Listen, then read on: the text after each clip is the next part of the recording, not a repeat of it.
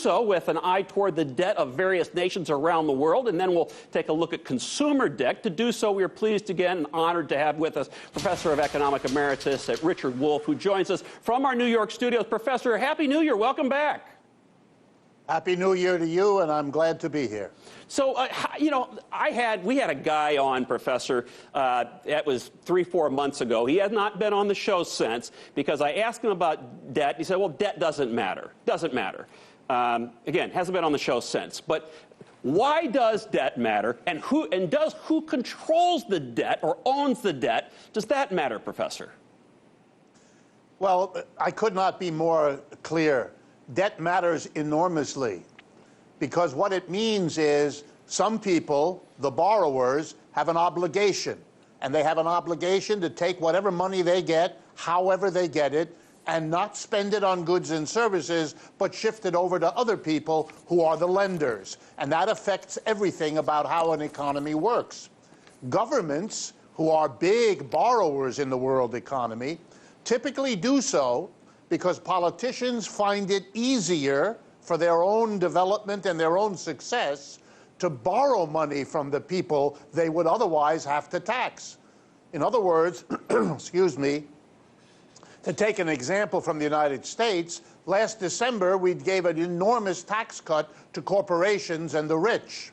Then the government, not getting that money anymore from them, had during 2018 to find the money some other way. It borrowed the money that it needed to have to make its expenditures, and ironically, it borrowed a good bit of the money from the corporations and rich people whose taxes it had lowered. So it ended up with an obligation to pay all those people back, plus interest, whereas if it had not done so, had taxed them originally in December the way it should have, otherwise it wouldn't have a debt. So the notion that it doesn't matter misunderstands the enormous impact that debt has on every country, on every corporation, and on every family that turns to that experience as part of its financial life. I want to get to some graph in a moment, guys. But first, Professor, I want to just back up just a little bit. So when you say that the U.S.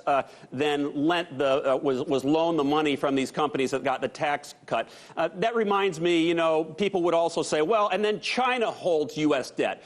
What you're actually saying, and make sure that I'm correct on this, Professor, is that somebody else is holding our bonds, our treasury notes. So when we say either these companies like you just said, or when we say China holds the debt, what you mean is that they are buying our bonds. Is that correct? That's right. And all a bond is what we used to call an IOU, a good set of letters, because it means that the United States government, let's take the example you gave of China, the United States government couldn't get its way around taxing its own companies, its own wealthy people. I won't say the mass of people because we already overtax them in this country anyway, but it won't tax corporations and the rich. And what it does instead is not only borrow from them, but also borrow from other countries if the other countries are willing to lend. It's ironic for Americans to understand that the United States is the biggest debtor country in the world, and the People's Republic of China is the biggest creditor of the United States in the world. So that means every year, and this is really important, tens of billions of dollars of American taxpayer money paid to the government is used by the United States government not to provide schools or hospitals or roads, but simply to pay interest to the People's Republic of China, which receives this financial benefit every year, even as the politicians make statements critical of China. We, as a nation, because of those politicians' decisions, are funding the People's Republic of China. Well, it's a good thing, Professor, that they don't have either the Chinese or the corporations latitude to hike our interest rates because we give this or that terrible tweet or say something nasty about them. I want to shift and talk about the global business. We're a global business finance program. So let's look around the world at debt as a share of gross domestic product. And the chart we have here shows that the percentage percentage of debt versus GDP since 2007, and it shows Japan and the U.S. and the U.K. as sort of the leaders with a high debt to GDP ratio, and Germany has a low debt as a share of GDP. What's your take on these numbers, Professor? Well, you know, the answer is pretty simple. When the global capitalist system crashed in 2008, many governments, particularly, for example, the United States, the United Kingdom, and Japan, among others, rushed in to try to prevent that crash of the stock markets from becoming another Great Depression. And the way they did that was to pump money into the economy and to drop interest rates. That, in turn, stimulated every potential borrower, every politician who borrows money for the government, every corporate executive who borrows money for their company.